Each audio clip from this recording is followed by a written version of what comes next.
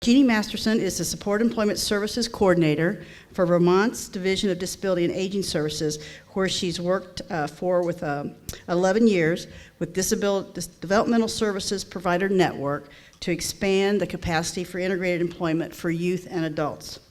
Her experiences include being a sheltered workshop manager, working as a job developer for folks that were receiving VR services, and working as Support Employment Program Manager. She's also been a quality assurance reviewer for her department, assessing the full range of developmental services that Vermont agency provides. So now we're talking about state agencies who have changed their policies to support employment first. Our other panel member is Regina Chace, the Director of Employment and Adult Day Services for Developmental Disability Services Division of the Oklahoma Department of Human Services. She has over 30 years experience in the area of developmental disabilities and advocating for individuals with significant disabilities. She's been in the field of support employment since 1995. We started young, right? Again, we were 4. She directs the home and community-based waiver vocational employment services, coordinates interagency partnerships, develops contracts with providers for the provision of employment services, and provides training and technical support and best practices for policies and contracts. Thanks for inviting me to be with you, even though I'm back in Vermont. You are all in Iowa. So, yeah, I've been asked to describe how Vermont instituted policy change to transition from our sheltered workshop and our enclaves, actually, to competitive employment, and how we sustained that change using a blended, or what some people refer to as a braided funding structure.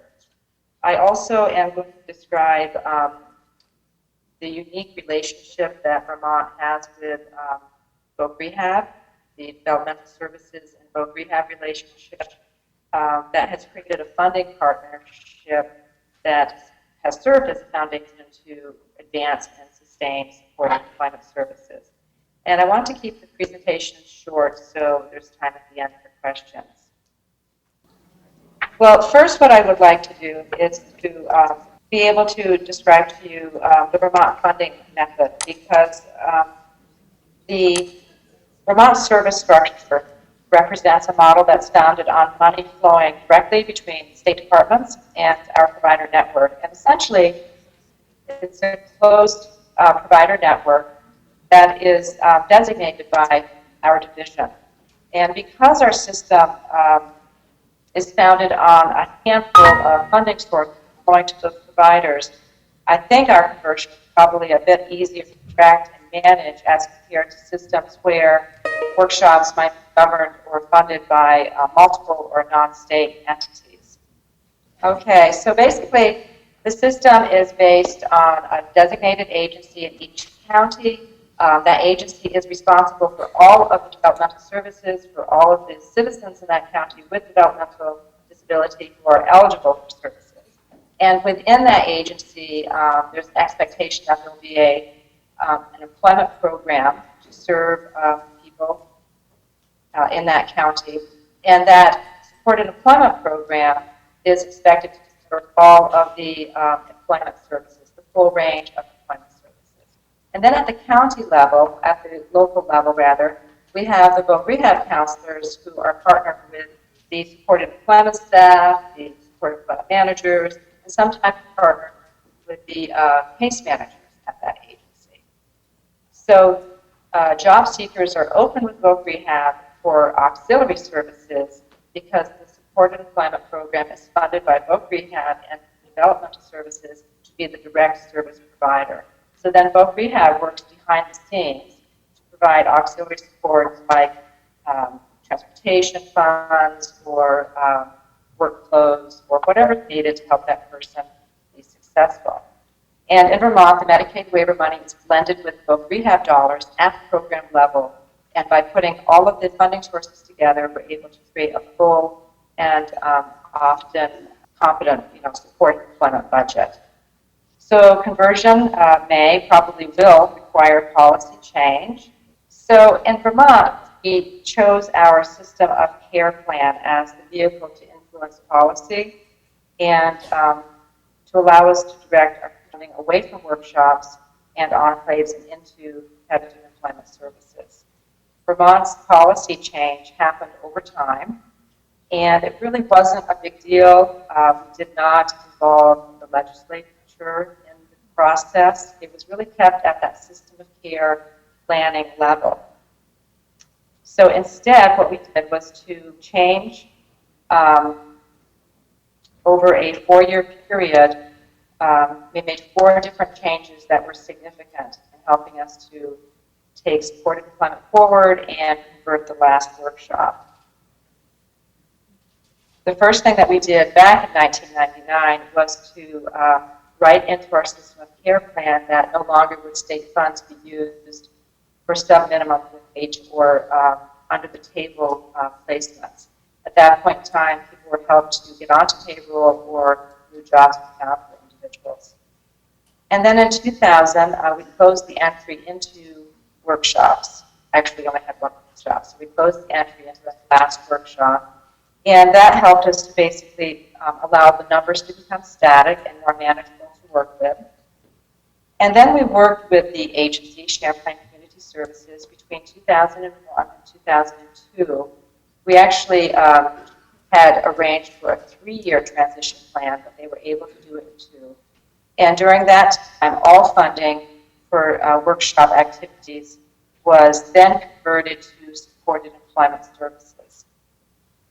And then the last significant thing that we did happened in 2003, and that policy change essentially stopped all funding of enclaves, agency-sponsored businesses, or those businesses that agencies sometimes create for consumers, and work groups. So that was our last significant policy change. And that transition happened much like the workshop transition, helping people to shift into employment. So what we found in Vermont in closing down the last workshop was that if regulatory actually requires that workshop funding be reallocated to supported employment, it can really help to create new positions and expand employment services, the employment services that are needed to complete the conversion. So by reallocating the workshop funds to in our case, an employment coordinator position and a job developer's position in the new employment service program, we were able to establish a base of funding from which to add new funding to. So the reallocation of funding from the workshop to those 2 positions, it wasn't enough. There was a gap. And that's when the division came to the table and provided new general fund dollars that were annualized into the new employment program's budget. Conversion usually requires regulatory change, and in Vermont's case, we decided to take a look at the Developmental Services State Medicaid Waiver Plan when it came up for renewal, and to revise the supported employment service definition so that we capture our full intent for employment services. And I think that this is an example of a change that really supports the provider by making sure that supported employment can be billed for, and that all the services that are needed are billable services. So this is where you might want to talk with your state authority to advocate for change when your state plan comes up for renewal, which I believe CMS takes a look at those state plans every 5 years. So job training is one of the services in our service definition. But we wanted to clarify the ongoing support piece. So we broadened that piece to include support services that are delivered both on and off the job site, involving long-term or intermittent follow-along. And this piece here, I think, can be really key because what it does is it allows both rehab to collaborate with developmental services, including this level of support, the long-term supports and the waiver helps to minimize VR's concern about opening people who have long-term support needs. So this helped us to be able to partner with VR. It allows VR to still maintain their federal requirements as a short-term service provider. And now, having done that, because Medicaid takes care of the long-term supports, Vermont's voc rehab is able to claim about 33% of their annual rehabs from our system.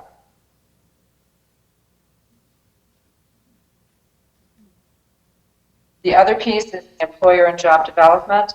That was pretty clear-cut in the original plan, but what we wanted to do was add the education and consulting with coworkers and managers and supporting and interacting with individuals.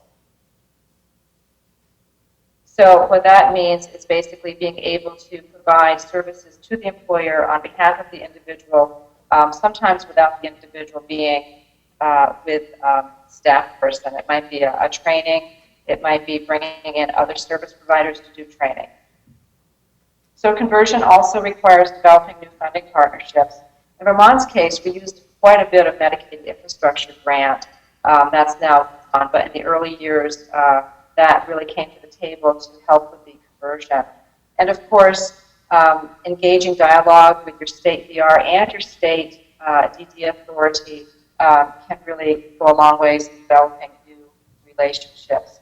So think perhaps about how to develop a demonstration project that combines Medicaid and voc rehab Title 110 or Title 6B. Perhaps think about submitting a proposal to your local VR, your local developmental services, or maybe even your local schools. And also keep in mind that funders really need proof of effectiveness.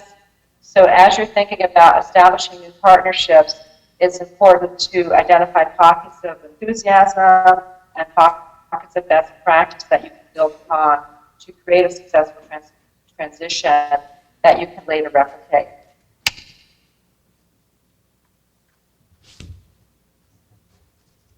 So why has it been the case in Vermont that voc rehab was very interested in funding our supported employment system at about $1.2 million a year? And they've been doing this for a number of years and intend to continue. Well, first off, they have RSA regulations that require a provision for supported employment in their plans. They need to show effective strategies that promote supported employment per their federal rules and guidelines. And in Vermont, this is very important to the voc rehab leadership. In Vermont, voc rehab has told us that their Title 110 and especially the 6B is very flexible funding that can be allocated to supported employment. And most importantly, probably, is that voc rehab believes that contracting for grant outcomes is more effective than that fee-for-service model. You can get more rehabs by negotiating annual goals as compared to contracting on a case-by-case basis. So how did we use Medicaid waiver to fund the conversion of the workshop?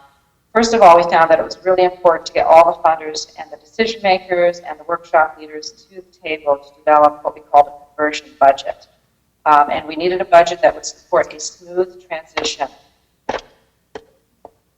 The first thing that we needed to do was to convert the group rate that existed in the workshop. And at the time, Champlain Community Services had a 1-to-8 or a 1-to-10 group rate. We needed to convert that group rate to those individual budgets so people could go into the community, into individual jobs, and have the services that they needed to be successful. So the way we did that, the state and the agency business offices, key people from the business offices, came together with state technical assistance and developed those individualized budgets on a case-by-case basis. And those budgets were annualized for the long term so the agency could count on them. And then developmental services needed to close a gap. I think there was a $50,000 gap at the time. So we came to the table and provided general fund to the base budget. And again, that was also annualized. And when I say to the table, what I mean is we literally sat down around a table over many meetings and worked out those fiscal details. There was a lot of face-to-face contact, a lot of face-to-face technical assistance between the State Division of Developmental Services, the agency, and voc rehab. We have a person in our business office who's very good at creative budgeting, and he actually drove over to the agency every month and worked on this with them. And we believe that this is really key to our success, working in tandem around building that conversion budget. And for VR's part, in terms of bringing money to the process, VR was at the table, and what they decided to do was to contract for a specific number of successful rehabs each year with the new supported employment program that had morphed out of the workshop. And this funding assured consistent development. It was really the job development base for the employment program. Additionally, there was 3 years of Medicaid infrastructure grant money that was allocated post-conversion for staff training. Staff needed to continue in the transition. For family support that was ongoing even after the workshop ended. And for community development, which really looked like job development, but was providing a lot of marketing in the community to help people get into jobs. And then recently, over the last 4 years, MIG funding continued to be awarded to Champlain Community Services, mostly because they had really built up a very successful flagship supported employment program. So we asked them to go ahead and become a statewide mentor and expert in self-employment, which is our newest supported employment option. So this is really an example of where the agency transitioned from being a workshop to 4 years later being asked to take the lead in developing new initiatives around the state. I wanted to end by showing you an example of what the conversion budget looked like. And this budget was developed to replace workshop services with supported employment services. Basically, it reflects pooling, again, all of the funding streams in one place in order to provide the full range of services that would be needed for each person. And all of the revenue primarily pays for program management and leadership, employment support staff, transportation, and job development. And every supported employment program now uses a budget sheet like this template. It's a requirement in order for them to receive funding to be able to show how all the money is being utilized and to show how all the funding streams come together to form one budget. So let's take a look at the slide. Let's start under the revenue column on the right, and we'll be looking at the first column of digits. So the first line is admin, personnel, infrastructure, and these three things were reallocated from the workshop into the new supported employment program. So primarily what this meant was money went over to the new employment program for personnel, primarily personnel. There was a little bit of building rehab to change the building from a workshop into an employment program space, but most of it was personnel. So the next line is projected Medicaid waiver, and this $500,000 reflects taking the group ratio, the group rate, and converting that group rate to individual one-on-one staffing waivers. It also reflects some non-direct personnel like job development positions, a coverage position, and also reflects some leadership time. Targeted case management was not used during the conversion.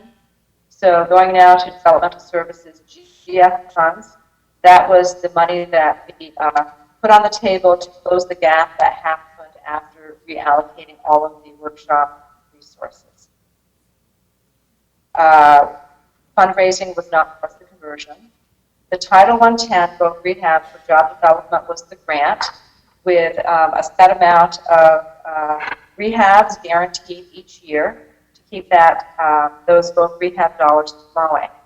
And at the time, Title 6B wasn't used, but it certainly could have been used.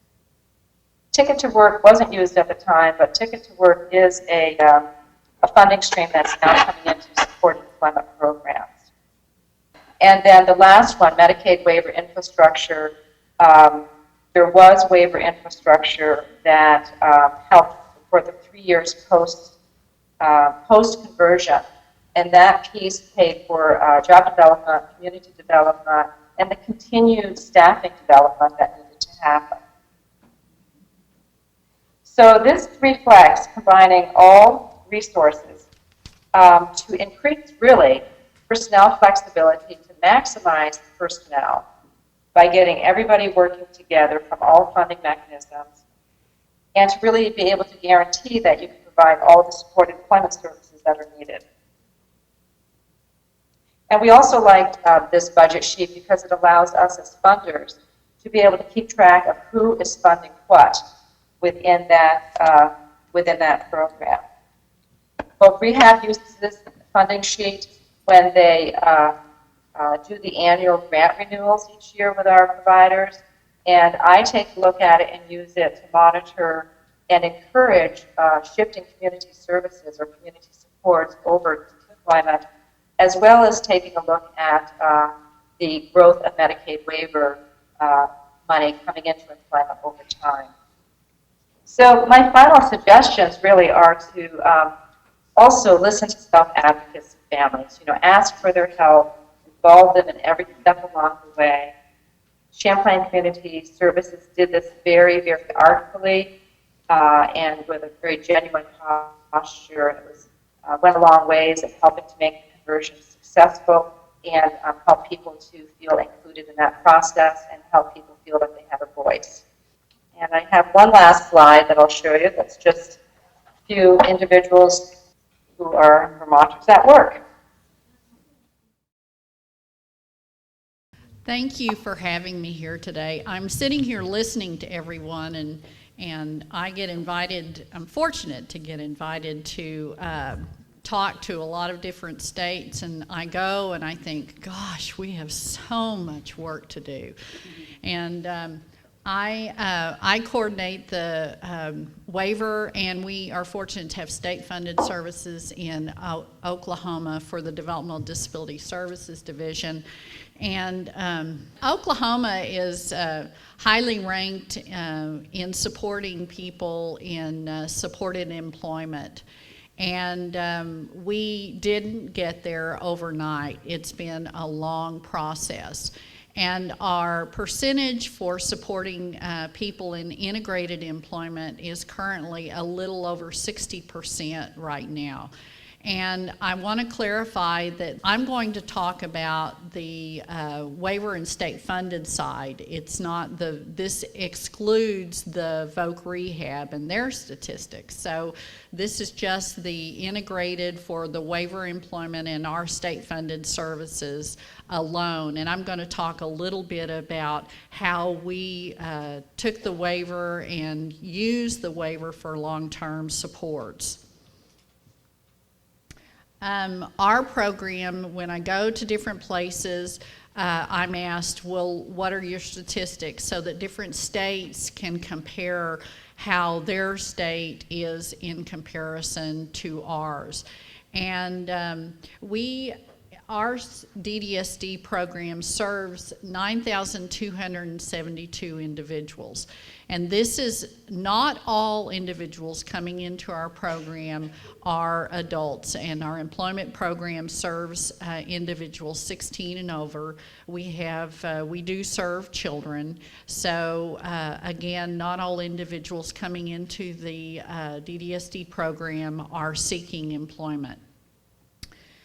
We have 4,079 individuals that are currently receiving employment services. And as you can see, we have state-funded services in the state, and we have waiver-funded services. And our programs, we're fortunate to have the state-funded services for those individuals who are not waiver eligible and those individuals who are on the waiver request list or the waiting list. Do you all have a waiting list here in Iowa? Ours is a total of 6,374 as of right now. And we are now, as of last month, beginning to work that waiting list. We did not work the waiting list for a little over a year. And we had a lawsuit, they started threatening a lawsuit, so we started moving again. And we are working those applications in May of 1994. So that's how far back we are. So we are fortunate to have state-funded services, and that's one of the things we tell individuals and parents that apply for services is we have contracts and we have employment. So the state is really supportive of employment services, and we've had state-funded services for a long time. When individuals apply for and receive the waiver, then they lose the state-funded services. And I'll tell you a little bit about the problem with that later. So we have a total of 2,472 individuals out of the 4,079, which makes our 60% of those individuals in supported employment. To give you a little bit of history, because this is what is so important about the state of Oklahoma. In 1985, we faced a class action suit. And the class action suit was placed against the Hissa Memorial Center, which is a public ICF.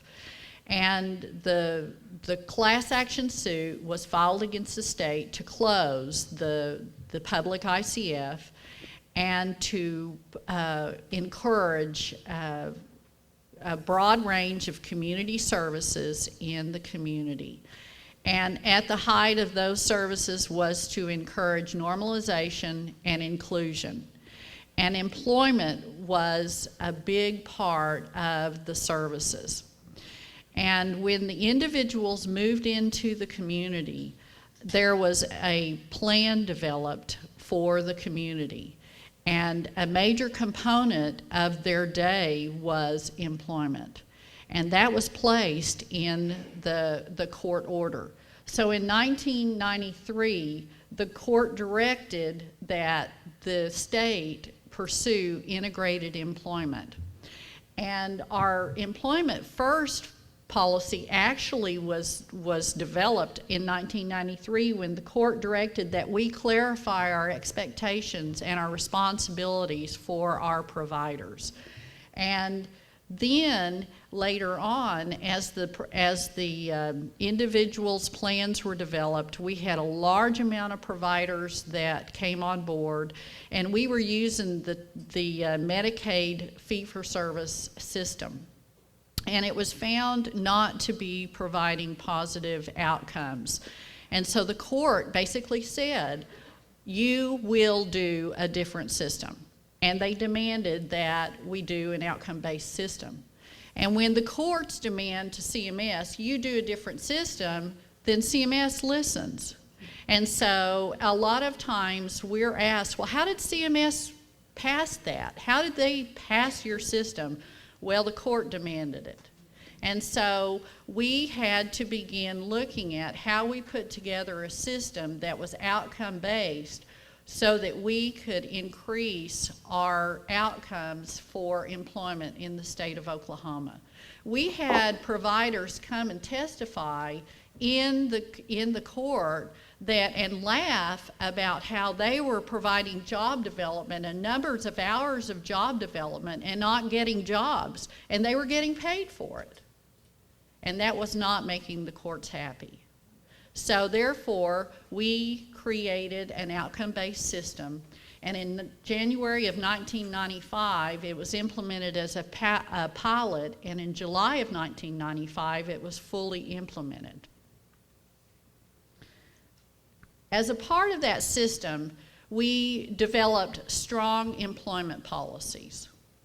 And the employment policies are a complete chapter of our whole home and community-based policy system. So we have a strong employment philosophy. And with that, our optimum goal for individuals receiving home and community-based services is that they be employed full-time in a job of their choice, receiving prevailing wage.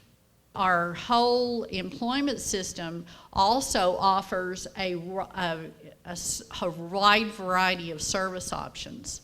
So we're not exclusive just to supported employment.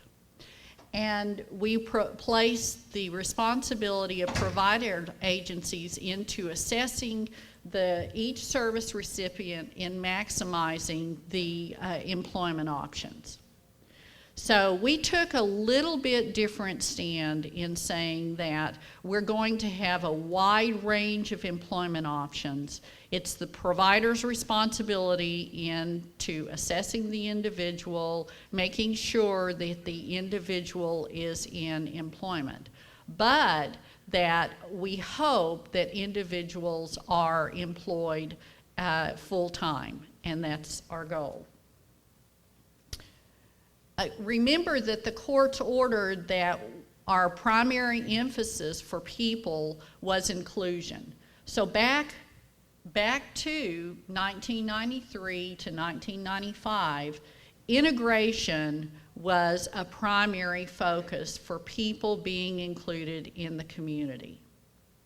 Not only did we have a strong policy, but we also had a strong policy that said that individuals receiving residential services were to be employed 30 hours, or that they were to have 30 hours of employment services. And if they did not have 30 hours of employment services, then they would have an exception. And back then, all the way up until last year, that exception was a complete separate plan away from the individual plan. And that always bothered me because when I came into the job in 2002, case managers, providers moaned and groaned and always saw the exception process as a different part of the planning process. And I felt really frustrated because I would go in service and they'd go, why are we doing an exception plan? This exception plan is so difficult. And the exception was to develop a plan for employment. It was to identify the barriers. And to me, that's a part of the planning process. And so last year, I did get that changed, and now it's a part of the individual plan. And so now we hear very little comments from the case managers and from providers because now they just do it a part of the individual planning process. And the exception plan is reviewed and approved to make sure that the individual's needs are being met, to make sure it's in line with the individual's desires, and to make sure that it is an aggressive plan. It is approved, and then annually it is reviewed with the individual plan. So we're very aggressive with making sure that individuals' plans are reviewed and that we've got things in motion to move people into, again, our optimum level of employment, which is people moving into full-time employment.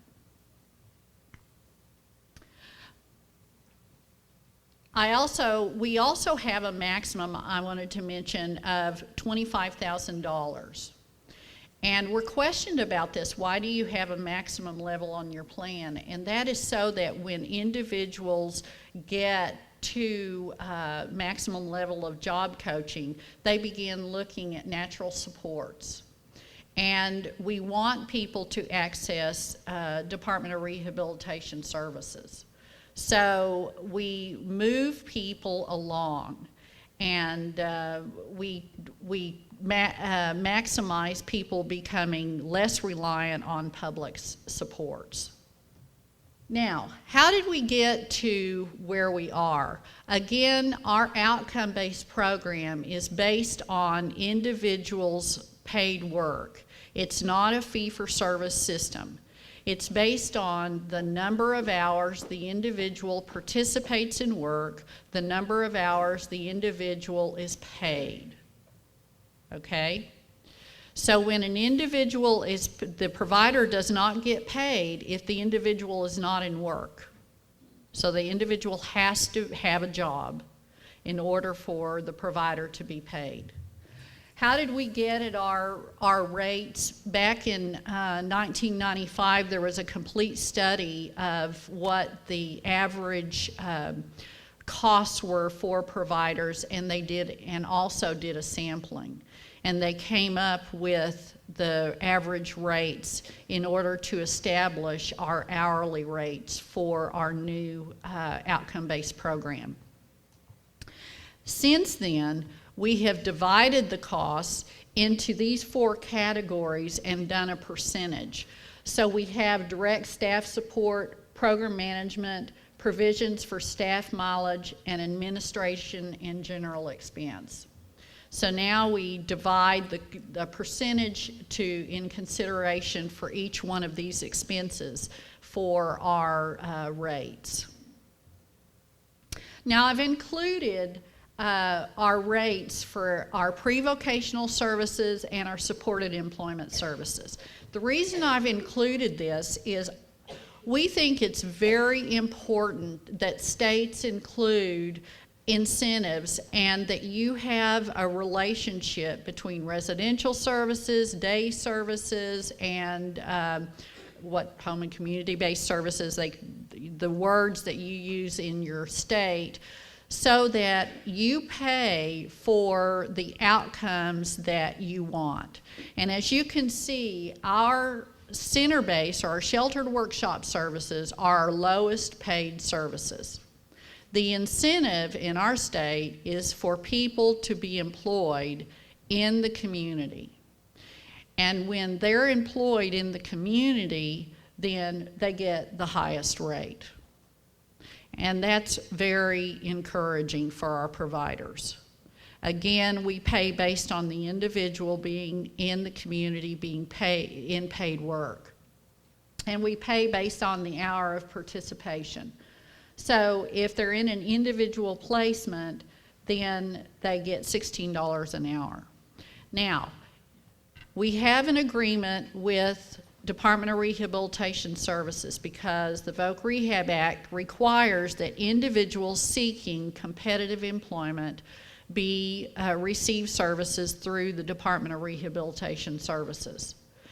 We do have a strong relationship with the Department of Rehabilitation Services. The court ordered that we have this relationship. So we have a memorandum of agreement that says that we partner with the Department of Rehabilitation Services, and all individuals seeking competitive employment that is of minimum wage or higher, they go to VR first. Okay, they're the first dollar. So they go to VR first, and then they come to us for our stabilization services. And when they come to us for stabilization services, they do go into the outcome-based program, and we pay the provider $5 for each hour of work for up to 2 years. And then after 2 years, the team has to identify the need for job coach support. And then we go to a fee for service if there is a need. And they have to identify how much the job coach is required for the fee for service. And that's after 2 years. If an individual is unable to meet the milestones, then we have a form that is required that is kept in the individual plan, and it's documented, and that's where the waiver comes in. And it documents that the individual requires long-term supports. And that's where we've used the waiver for supported employment. But primarily we use VR for the first phase. We also have an enhanced rate that we pay to encourage our providers to meet the needs for more individuals with more significant needs. And this is to support people for support, personal support, and for behavioral support. And that is a higher rate also. So you can see how complex our rates are. We are known, in fact, some people say, well, leave Regina alone because her rates are so complex, and vocational services, you know, we don't want to mess with them because they have 25 different rates. And we really have come to that so that we can be very diversified in meeting everyone's needs. And again, that came out of the court. The courts wanted to be sure that even people with the most significant needs were in employment. And so therefore, the enhanced rates came out of that. And they were, the enhanced rates, there's a policy that specifically identifies the criteria for individuals to meet in order to receive the enhanced rate. The last thing that we have is we have a service necessity policy. And this is another component that, again, reinforces policy in order for people to justify their services. Our service necessity policy is a policy that says that we reduce individuals' reliance on public supports in order to encourage their independence. Every plan that comes through our system is reviewed by independent reviewers. They're totally independent of all of our case management, all of our areas, and myself. And the plans are reviewed to make sure that all services are justified. And that means employment too. And they review the exceptions, they review the services to make sure that the needs are being met, they make sure that the individuals are moving along into competitive employment. If the provider says that they're looking for a job, they put them on time limited, they make sure that the provider is making their contacts the way they're supposed to be making their contacts. The providers have to be accountable to the plan. And if they're not, they do not receive the funding. It is a very accountable system. And again, it's to be sure that they're not overinflating their costs. And when I say overinflating, if they did not use the units last year, then they're not going to be able to get the units approved this year. So it's a very cost-effective system for them to work on. And that's the policy. So, let's talk a little bit about what I call the flaws, or what I call the negatives with our system. When we started with the policy, I wasn't with this part of the program in 1995. They started and developed job coaching for groups. And believe it or not, they did not divide out for an individual rate for the waiver. And so individuals who may not go through the DRS stream were automatically thrown into group programs. And when I came into the program in 2002, I just pulled my hair out going, where's the individual placements? And of course, I don't know how it is in your state, but to get a policy through, it takes us 2 years to get a policy through. So I immediately began changing our policy structure to implement an individual rate, and we implemented, and of course I had to get funding for it, which is like pulling teeth.